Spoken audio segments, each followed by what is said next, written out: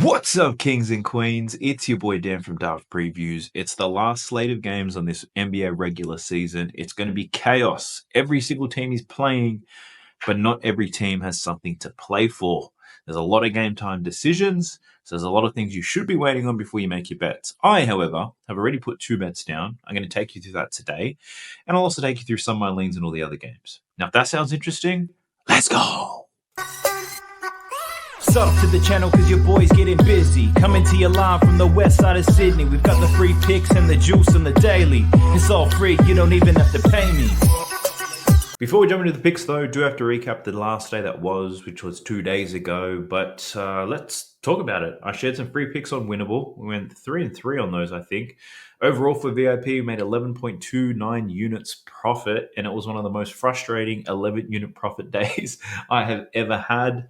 We were one Matas Buzelis rebound away from making 70 units profit on that day. It would have been crazy. But that was 2 days ago, and I'm over it. Went 4 and 2 on straight picks. The 2 losers, to be honest, I was happy with. I took Ja Morant over 26.5 points against the Denver Nuggets. He had volume. He started the game strong. But in the fourth quarter, scored 3 points, 1 from 6 shooting. He let us down. He choked, and so did the Grizzlies. They lost that game. At the end of the day, I was happy with the read on this one. I also bet on Reed Shepherd over 14.5 points. He played 41 minutes in that game against the Lakers. He had opportunities, but just like Ja Morant, struggled in the fourth quarter. Only scores 3 points, 1 from 5 shooting, and he was playing against the Lakers reserves. So I was happy with the read there for Reed Shepherd, despite that bet losing. We hit some winners, though. Benedict Mathurin over 22.5 points and rebounds. Shot like shit, to be honest, but he still got over the line. Buzelis took him over 20.5 points and rebounds. A really slow start. I thought this bet was dead. Then he had a huge second half, and he cashed that line. Giannis took his over 45.5 points, rebounds, and assists. He crushed it. This line moved a lot, and he still cashed all the bumps anyway. And we bet on Jalen Williams over 17.5 rebounds and assists. That was easy cash. It was also at plus money. He cashed that line. Then the value play started rolling in. We hit a Giannis value play, Benedict Mathurin value play. We hit a Trixie combo on those two.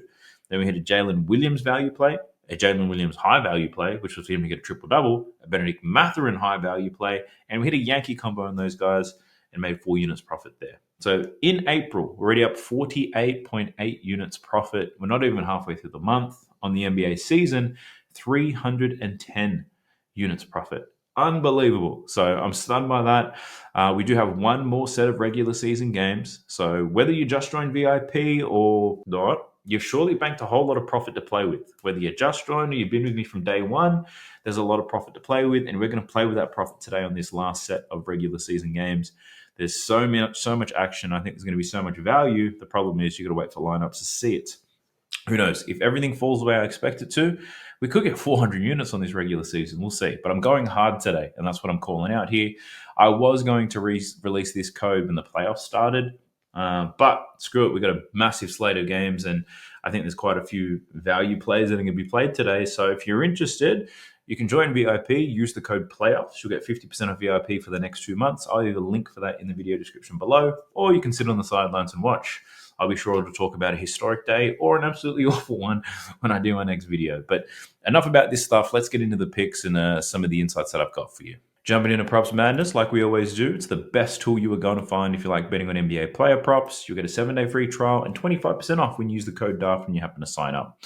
I also have a couple of tutorials on how to use props madness on my channel, so be sure to check those out too. Now, we got a ton of games, and thankfully, I don't have to go through every single game with you because we don't know who's playing in the majority of these games. But let's talk about the 2 bets that I do have. I'll tell you which games are probably worth betting on. I think they're all worth betting on, provided you have the right strategy around it. But let's talk about it. Sam Hauser's my first one, and I like him to get 5 rebounds today. Plus money play here for Sam Hauser. Absolutely delightful. He's projected to play 34 minutes in this game, and that's because Boston are resting everybody. And Sam Hauser, big minutes up against the Charlotte Hornets. I like the look. So he just played the Hornets not too long ago. He only plays 22 minutes in that game, obviously because Boston still had all their stars, still gets 5 rebounds. Without them, he should play at least 30 minutes. And when he plays over 30 minutes, over this line in 5 of 8, 4.8 rebounds per game. But interesting enough, against the Charlotte Hornets, he's had 5+ rebounds in every single game, and he's managed to average 5.7 rebounds in only 20 minutes of action. So if Sam Hauser does see the 30 plus minutes, I can't see how he doesn't cash 5 rebounds. And to get this at plus money, I think is fantastic. But this bet does come with a risk, though. The projections that I work off are not always right. You don't always know what the coaching staff is thinking. Sam Hauser is not a nobody off the bench. He's a regular bench player for the Boston Celtics, right? He'll normally play 15 to 20 minutes every single night anyway. So they're not playing him out there for development just to see what he can do. They know what he can do. So the risk in this play is that Sam Hauser could play 20 minutes. He could play less than that, right? We know what Peyton Pritchard and Sam Hauser can do. They've got some other guys off the bench who have been itching to play a game all season. But if Sam Hauser does play 20, 25, 30 minutes, then yeah, I love the look here. So I'm betting his rebounds plus money. So if it's not plus money, I probably wouldn't be so excited about it. But Sam Hauser is the one player I have. That's in one of the first games. And then the other player I have is in the last game. They're only a couple of hours apart. But I'm betting on Ryan Dunn over 14.5 points today. The Suns are pretty much sitting everyone that matters. Ryan Dunn's projected to play 32 minutes in this game. Has played 30 plus minutes only 10 times this season. Does average 13.4 points per game. But the Suns don't have anyone. No Booker, no Bill, no KD, all being rested right now. So that's a lot of shots. We're talking what, 50 to 60 shot attempts to go elsewhere. Ryan Dunn scored 26 points against the San Antonio Spurs. Bill and Booker still played in that game, but it was clear the Suns have given up. They're prioritizing the development of their young guys. There's only a couple of young guys in this Suns team too. So I like Ryan Dunn to see some extra usage, extra shots. And he's up against the Sacramento Kings. And the Kings provide the perfect matchup for Ryan Dunn. The Sacramento Kings are dead last in the league in defending spot-up shooters. They allow the most points. Ryan Dunn scores 45% of his points through spot-up shooting. He scored 16 points against the Kings in mid-March. 34 minutes, 16 points. He took 16 shots in that game. So he saw the volume then, and they had everybody present. They had Bill, Booker, and KD. Without them, I see him getting more shots, pretty much. Now, I will say this. The quality of the shots he's going to get are probably not what he's used to, right? There's no Bill, Booker, Durant to create or take some attention away from him. But at the same time, I think he's going to see enough volume to cover 14.5 points, and he'll see the minutes too. We can also see here in Props Madness that 11 out of the last 15 similar types of players, say in the same position as him, they've covered their points prop against the Sacramento Kings as well. We do have a 15.5 point spread, but I think even if the Kings clobber the Suns, I think Ryan Dunn's still going to see some time anyway. So that's the two bets that I do have for you. Hopefully you found that valuable. And if you did, like the video, subscribe to the channel, drop me a comment down below. Let's get this algorithm pushing this video out to more people. I need more subs, pretty much. Now let me give you my thoughts on a lot of these games. So Hornets versus Celtics, not many markets available. We still got a big spread. We don't know who's playing. So outside of Hauser, Peyton Pritchard's probably his assists. That might be a good look. 7.5. He's expected to play a lot of time as well. We've got the Wizards versus the Heat. So the one thing I'll call out here is in all the games in the Eastern Conference, they mean nothing. There's nothing. They're pretty much locked in place. So it's going to be an interesting one. That's why I need to wait for some markets to become available. We do have the Wizards versus the Heat. There's quite a few markets available here, but no one that really catches my attention. Khalil Ware is probably one that caught my attention. No Bam Adebayo. He's projected to play 30 minutes. But I was thinking of his rebounds, 10.5 boards. He had 11 boards last time against Washington, and Bam played in that game. And Ware only played 22 minutes. He's projected to play 30. The reason why I haven't put this bet down yet, like it's a plus money bet too, usually I'm all over it. It's like, I don't understand why they would play him for 30 minutes because it's not like he's barely been getting minutes throughout the regular season. He's been starting like for the last few months. So he's been getting regular minutes anyway. Does he need this game? Does he need to play 30? So that's what's going through my mind at the moment. But in this game, I think Khalil Ware, that's a good look. I also think Justin Champagnie, his rebounds really caught my attention. He's projected to play a lot of minutes. He's 23 years old, so I get, they might be working on his development, but he's projected to play so many more minutes than most people. And he's been rebounding like an absolute beast lately. My only hesitation here is that he didn't rebound well in his last game against Miami, and I get it. Miami resting a whole lot of their starters, but that's my only hesitation. But he has been rebounding like a beast, and he is expected to play the same amount of minutes that he has been playing lately. So that's another one of my leans. We've got the Pistons versus the Bucks. This game means nothing. They just played each other. There's a lot of players who are game time decisions. We don't know who's playing. So, yeah, that one we've got to wait for lineups to be confirmed if you want to throw any money down. We've got the Mavs versus the Grizzlies. And this is an interesting one. Like the Mavs, pretty certain they're probably going to finish 10th. They'll be in the play-in. They'll need to win. They need the Kings to lose. And it's unlikely that the Kings lose. So the Mavs, I question whether they're going to play anyone. The Grizzlies, minor incentive for them. I wouldn't say minor. They have a very small chance to avoid the play-in tournament, but based on records and how they've gone head-to-head against some of these teams, it's likely that the Grizzlies are going to be in the play-in anyway. So there's a minor incentive for them. We don't have many lines available, so it's not something I'm going to look at until closer to. Then we have the Clippers versus the Warriors, and both of these teams have massive incentive to win this game. Clippers are fighting for the 4th seed. The Warriors are trying to avoid the play-in. So there's a lot on the line for this game, and there's a lot of lines that are already out. So this is a very serious game. A lot of these players are going to be playing big minutes. Steph Curry's the only game time decision at the moment. I'll probably make a call on this closer to. I didn't spend too much time looking at this game because I was really looking for some hidden value and opportunity as I scanned the markets early.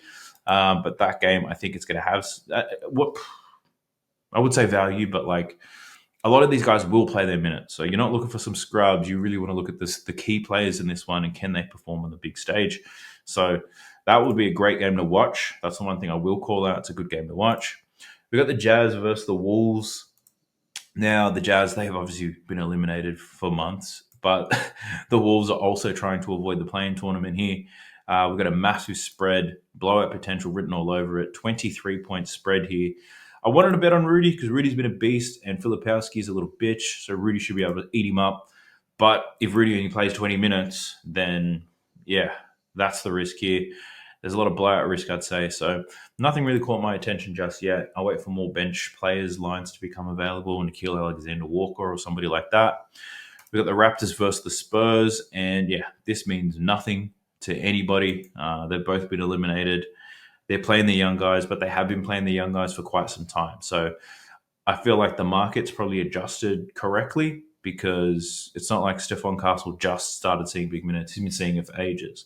And even with the Raptors, it's not like they just started playing these guys you don't know. They've been doing that for a while. So I don't think there's going to be any hidden value within that.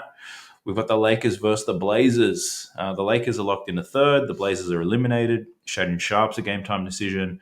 We don't have any bench lines available. And for the Lakers, we've got Dalton Connect and Bronny James. Considered that, Dalton's line's at 21.5. It is high, but when he's seen big minutes and opportunities, he has performed, I guess. And Bronny James, his line's at 12.5. He doesn't see big minutes and opportunities. Played big minutes once against the Bucks, 70% from the field in that game, and he scored 17 points. I don't know if he gets 17 points in this game. Shit, I don't know if the Portland Trailblazers put Tamani Kamara on him to shut his ass down. So I'm personally thinking about betting the under on his PRA, under 19.5, but I might be a hater, so I'll wait to see in the morning how I feel about that. Then we have the Nuggets versus the Rockets.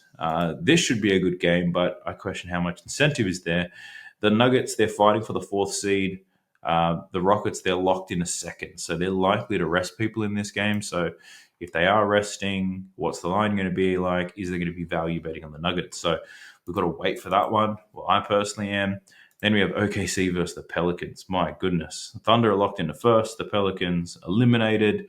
The Thunder obviously running their whole bench. But I do think there's a lot of value in this game.